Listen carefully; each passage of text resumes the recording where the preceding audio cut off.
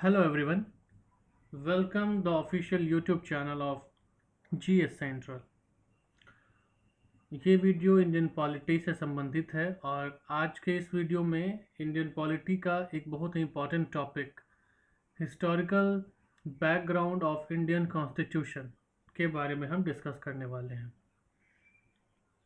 हमारे देश का संविधान जो अभी दिखता है, इसकी ऐतिहासिक पृष्ठभूमि क्या रही है, किन किन कानूनों से होकर ये गुजरते हुए आज ये संविधान इस रूप में हमें दिखता है, उस पर आज हम चर्चा करने वाले हैं।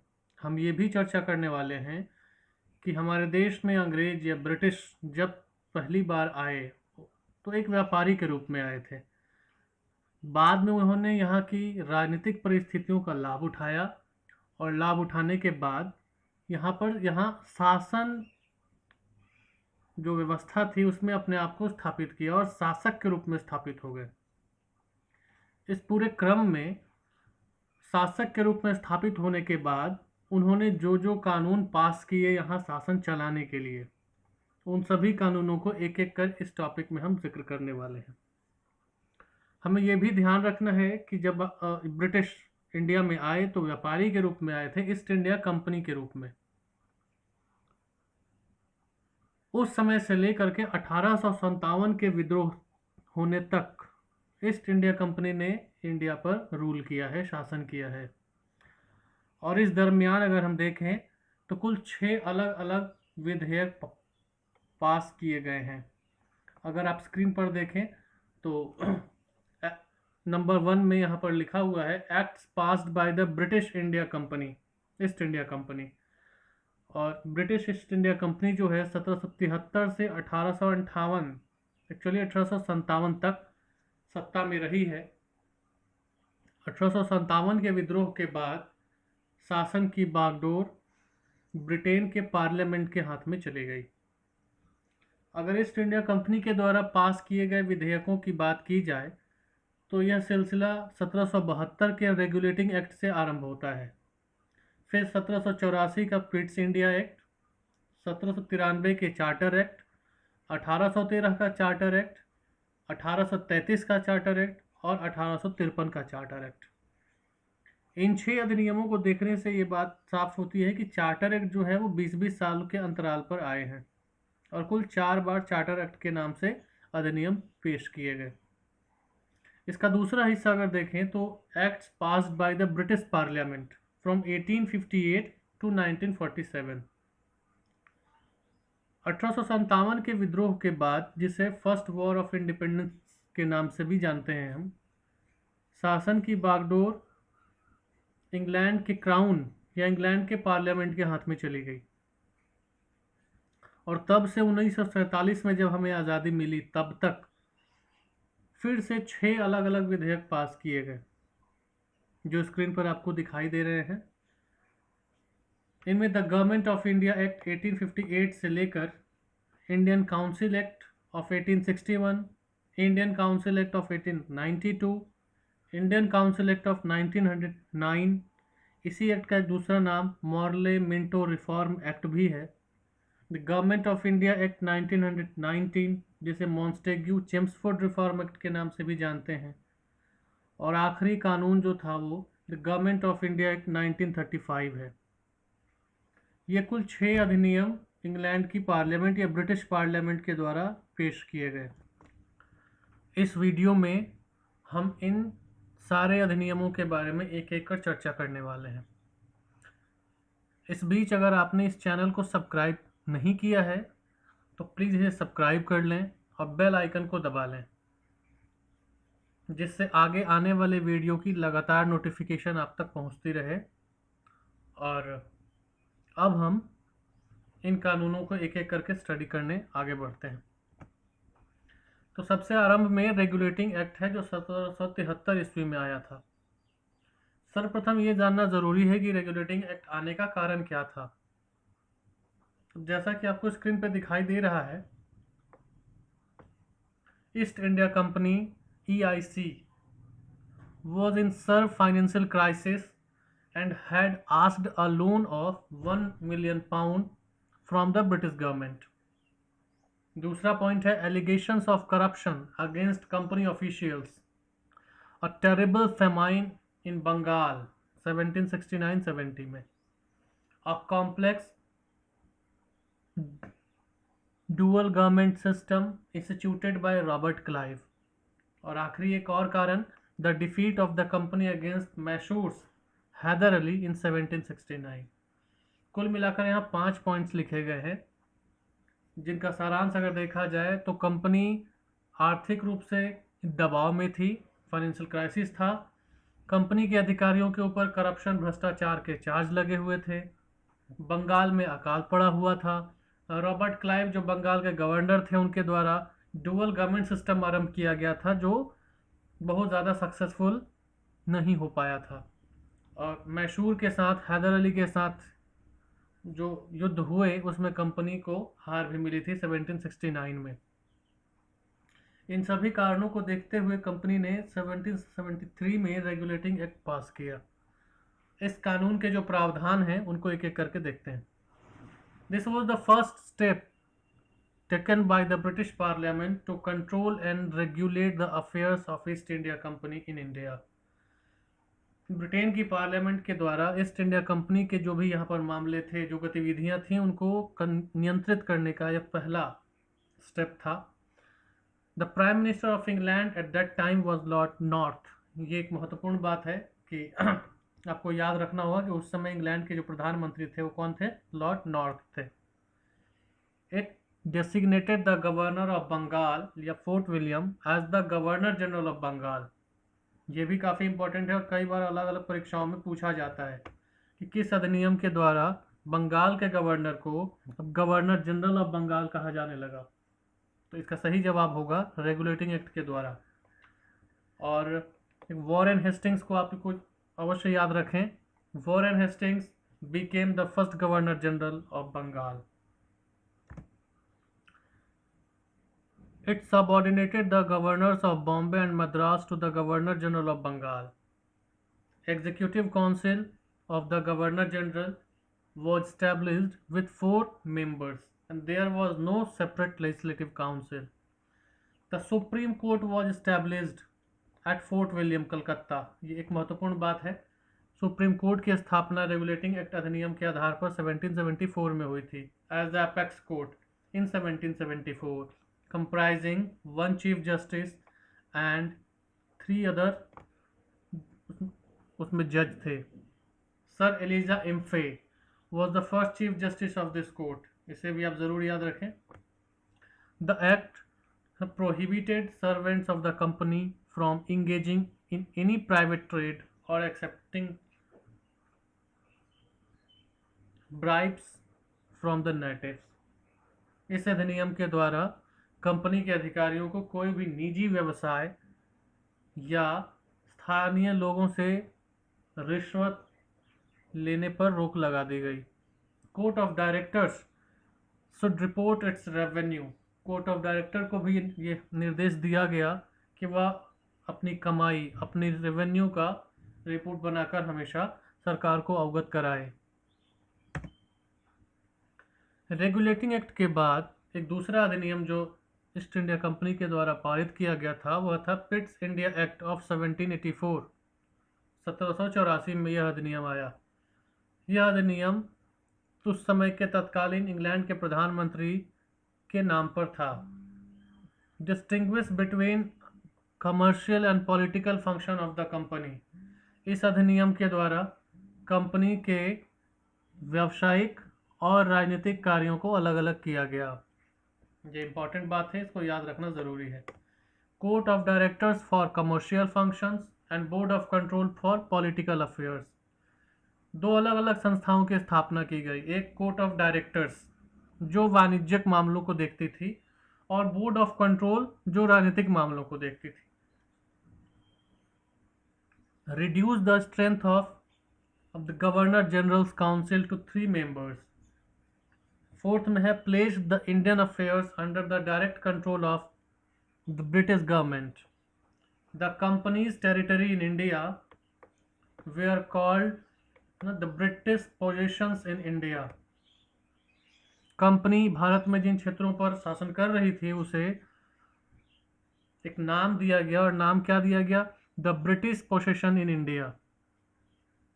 Governors council were established in Madras and Bombay. अगला अधिनियम है charter act of 1793। Charter act 1793 और East India Company act 1793 was passed by the British Parliament to renew the charter of East India Company. This act authorized the company to carry on trade with India for next 20 years. इस अधिनियम के द्वारा आगामी फिर 20 वर्षों के लिए company और भारत के बीच के व्यापार को मान्यता दे दी गई, उसको लाइसेंस दे दिया गया। A provision in the Charter Act of 1793 was made that the company, after paying the necessary expenses, interest, dividends, salaries, etc. from the Indian revenue, will pay 5 lakh British pounds annually out of the surplus revenue to the British government. इस अधिनियम के द्वारा एक और बात कही गई, और वो ये कि अब कंपनी भारत में अपने सभी खर्चों, ब्याज, वेतन सबको खर्च करने के बाद हर वर्ष 5 lakh British pound British government को सौंपेगी या देगी। अगले 20 वर्षों के बाद फिर एक अधिनियम आया, चार्टर एक्ट ऑफ 1813, 1813 का चार्टर अधिनियम। The companies monopoly over Indian trade was terminated। ये याद रखने वाली बात है। इस अधिनियम के द्वारा कंपनी जो इंडिया के साथ व्यापार करने में उसका जो एकाधिकार प्राप्त था उसको समाप्त कर दिया गया। And the trade with India open to all British merchant under a strict licensing system, but trade with China and tea trade, इसको भी याद रखें आप, चीन के साथ व्यापार और चाय का व्यापार, the company still retained it's monopoly. Company जो चाय का व्यापार कर रही थी और चीन के साथ व्यापार कर रही थी, इन दोनों पर उसका एकाधिकार कायम रहा। It empowered the local government to tax people subject to the jurisdiction of the supreme court. Fourth में है act grant permission to the missionaries. ये काफी इंपॉर्टेंट पॉइंट है, इसको जरूर याद रखें। Act a grant permission to the missionaries to come to India and engage in religious proselytization। इसी अधिनियम के द्वारा ईसाई मिशनरियों को इंडिया आने और यहाँ के रिलीजियस अफेयर्स में हस्तक्षेप करने या काम करने की अनुमति दे दी गई। The act provided a financial grant for the revival of Indian literature and the promotion of science. The company was also to take up a greater role in education of the Indian under them. It was to set aside ₹1 lakh for this purpose। इसी अधिनियम के द्वारा India में शिक्षा व्यवस्था की सुधार को देखते हुए हर वर्ष 1 लाख रुपए मंजूर किए गए।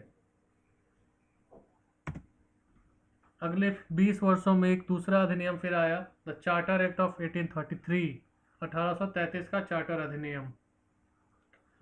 इस अधिनियम के द्वारा एक बार फिर कंपनी के लाइसेंस को रिन्यू कर दिया गया अगले फिर से 20 वर्षों के लिए। इस एक्ट को सेंट हेलेना एक्ट के नाम से भी हम जानते हैं। The act ended the activities of the East India Company as a commercial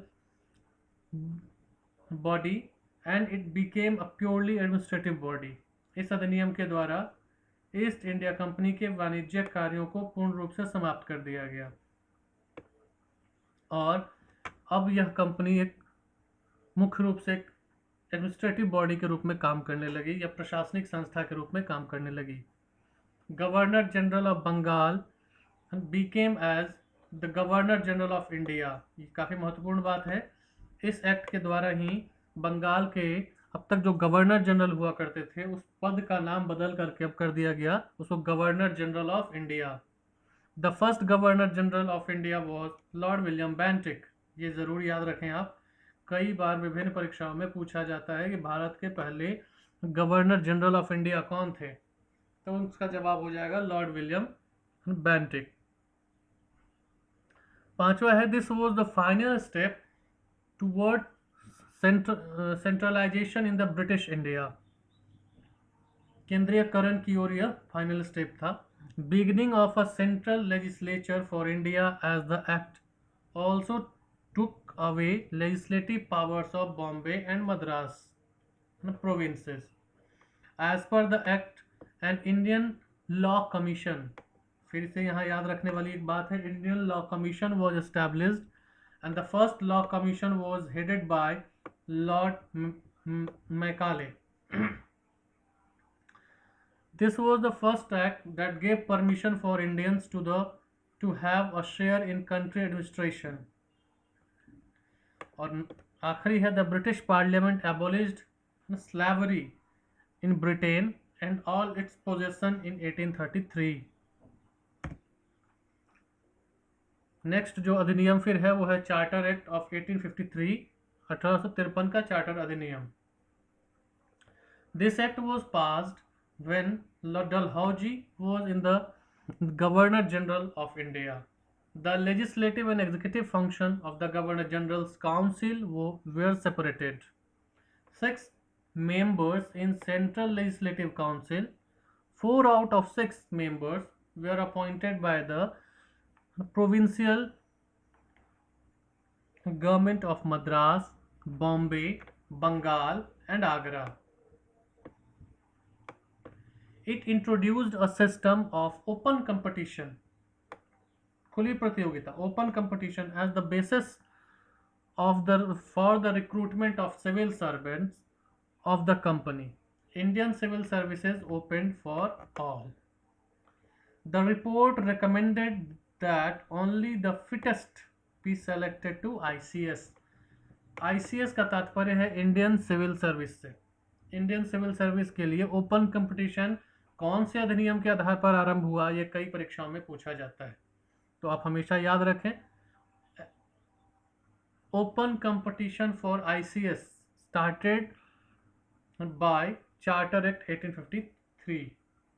अगले अधिनियम के बारे में देखते हैं। अब ये जो अधिनियम है the government of India act 1858, अब तक हमने ईस्ट इंडिया कंपनी के द्वारा पारित किए गए 6 अलग अलग अधिनियमों के बारे में स्टडी किया है। 1857 में विद्रोह होने के बाद जो परिस्थितियां बदली, उन परिस्थितियों को ध्यान में रखते हुए ब्रिटेन की पार्लियामेंट ने एक अगला अधिनियम पेश किया जिसका नाम रखा गया गवर्नमेंट ऑफ इंडिया एक्ट 1858, 1858 में। इसके प्रावधान को एक एक करके हम देखेंगे अभी। तो नंबर 1 पे है, the rule of company was replaced by the rule of crown in India.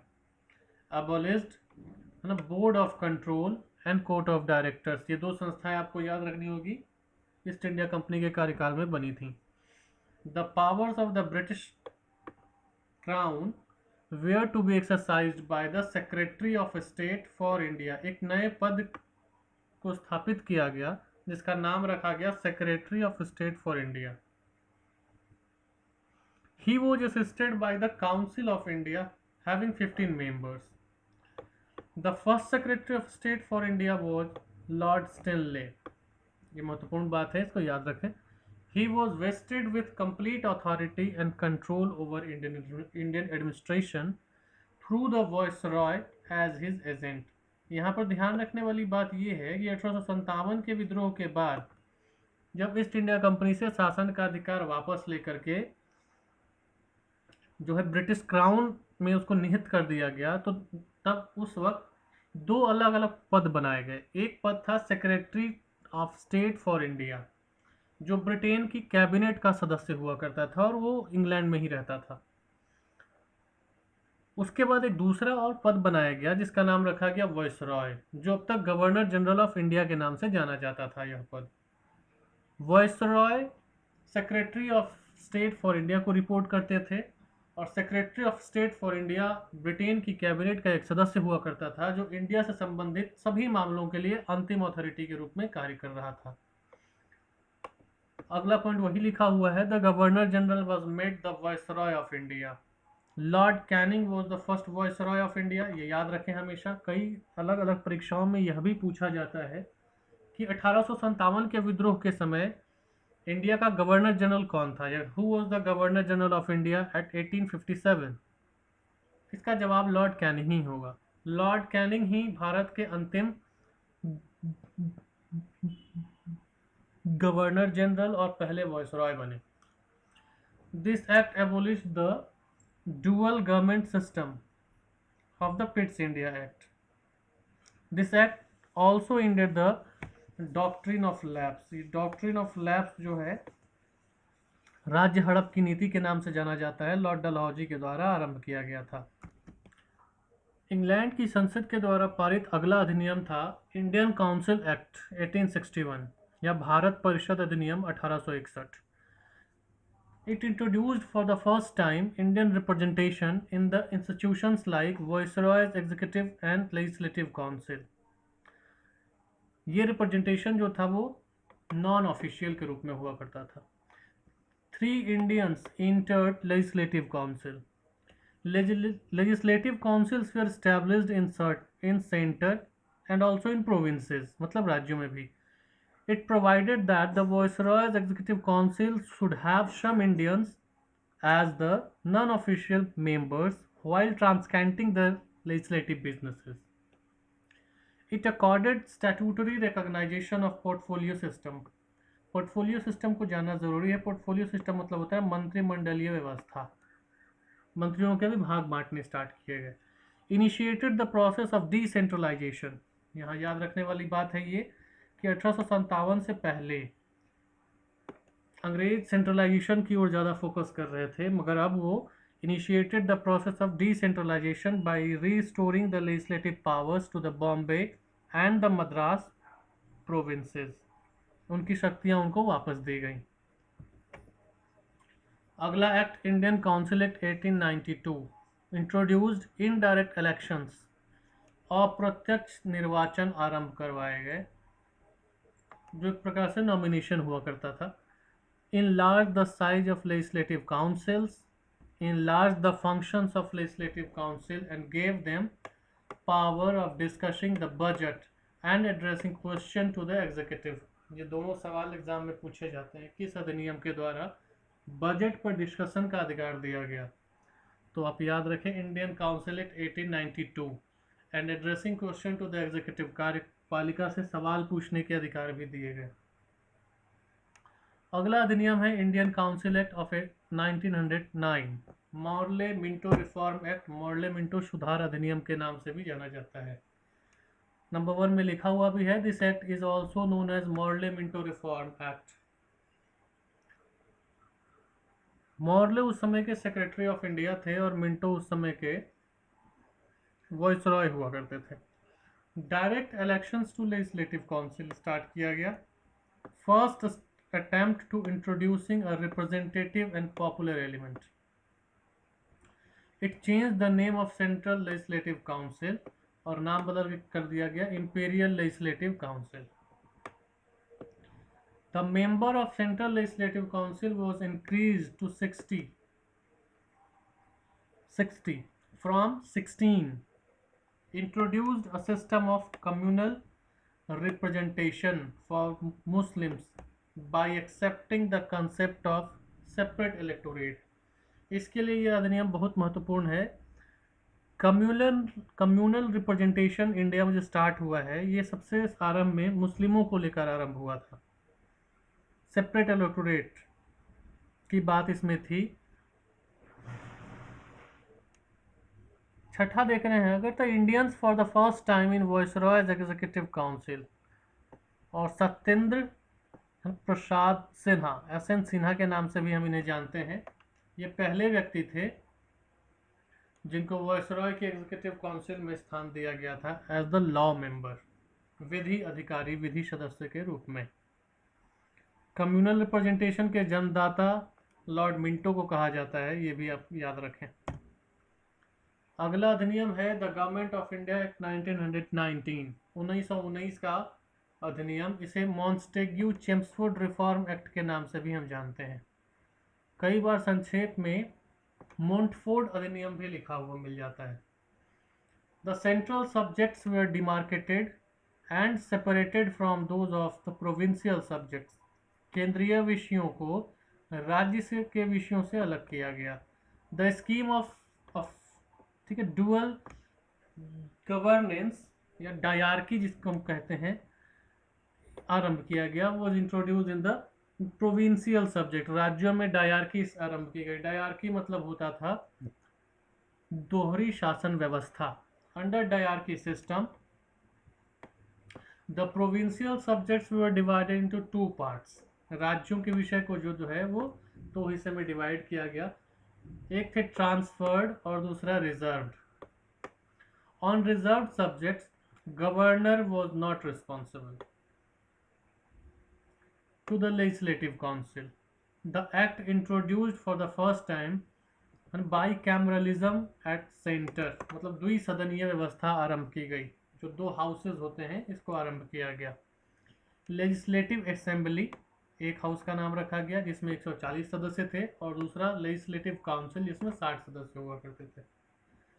Direct election आरंभ किया गया।